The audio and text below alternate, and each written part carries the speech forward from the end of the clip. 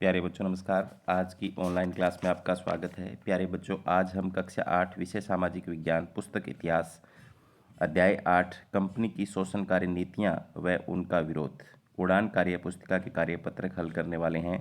तो जो बच्चे चैनल पर नए हैं या जिन बच्चों ने अभी तक चैनल को सब्सक्राइब नहीं किया, सब्सक्राइब कर लें और अपने साथियों को शेयर कर दें। तो शुरू करते हैं आज की क्लास का कार्यपत्रक 1। उन सभी चीज़ों की सूची बनाई जिनकी उपलब्धता के कारण भारत को सोने की चिड़िया कहा जाता था। तो प्यारे बच्चों, उच्च कोटि का सूती व रेशमी कपड़ा, नील, शक्कर, मसाले, औषधियाँ व बहुमूल्य रत्न मिलते थे। यानी जो भारत जो है वो एक समृद्ध देश था, तो इसके कारण से उसे क्या कहा जाता था? सोने की चिड़िया कहा जाता था। आगे है, ईस्ट इंडिया कंपनी की स्थापना कब हुई?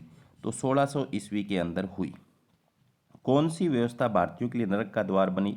तो प्यारे बच्चों, भूमि बंदोबस्त जो है, बंदोबस्त व्यवस्था है और व्यापारिक नीतियां हैं, ये क्या बनी? नरक का द्वार बनी। तो इसमें आप सिर्फ भूमि बंदोबस्त भी लिख सकते हो, ये ज़्यादा सही है व्यापारिक नीतियों की बजाय। आगे है, 1857 के संग्राम का मुख्य लक्ष्य क्या था?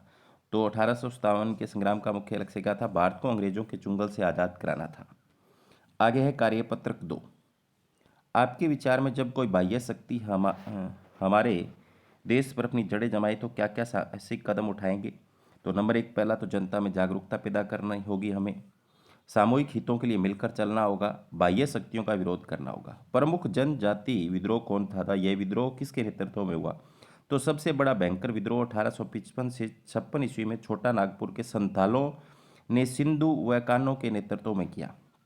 कंपनी कौन सी वस्तुओं को भारत से इंग्लैंड में ले जाकर बेचती थी? तो सूती और रेशमी कपड़ा, नील, शक्कर, मसाले, औषधि व कीमती धातु व खनिजों को बेचती थी।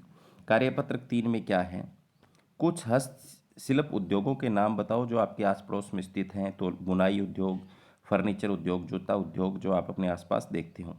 किसी अनुचित व्यवहार को रोकने के लिए किन किन बातों की जानकारी होनी चाहिए? तो प्यारे बच्चों, आपको नियम कानून और अपने अधिकारों की जानकारी होनी चाहिए। आगे है कार्यपत्रक 4। पहला जो खालिस्तान है उसमें स्थायी बंदोबस्त खालिस्तान ईस्वी में लागू हुआ। तो मैंने यहाँ पर लिखा है 1793 ईस्वी में। महालवाड़ी व्यवस्था भू राजस्व की कौन सी व्यवस्था तीसरी महत्वपूर्ण व्यवस्था थी? इसमें क्या आ जाएगा? तीसरी। भारत में पहली रेल कब किसके समय में चलाई? तो लॉर्ड डलहौजी के समय में चलाई। और कहाँ चली थी? 1853 ईस्वी में बॉम्बे से थाने चली थी। 1857 का संग्राम राष्ट्रवाद की भावनाओं से ओतप्रोत था। 1757 ईस्वी की प्लासी की लड़ाई के अवसरों बंगाल में अंग्रेजी कंपनी ने ब्रिटिश राज्य की नींव रखी। आगे है बक्सर का युद्ध 1857 ईस्वी में लड़ा गया। क्या गलत है या सही बताना है? तो ये गलत है। कब लड़ा गया था? 1764 में लड़ा गया था, इसलिए गलत है।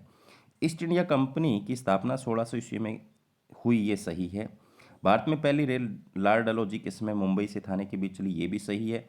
1857 के संग्राम का मुख्य लक्ष्य भारत को अंग्रेजी राज्य से मुक्त कराना, तो ये भी बिल्कुल सही है।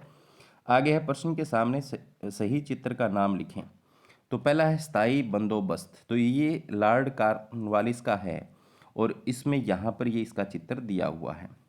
दूसरा, अंग्रेजों की लगान वसूल करने को दर्शाया गया है। तो प्यारे बच्चों, अंग्रेजों के लगान वसूल करने को जो दर्शाया गया है वो दर्शाया गया है, आप देख सकते हो यहाँ पर मैंने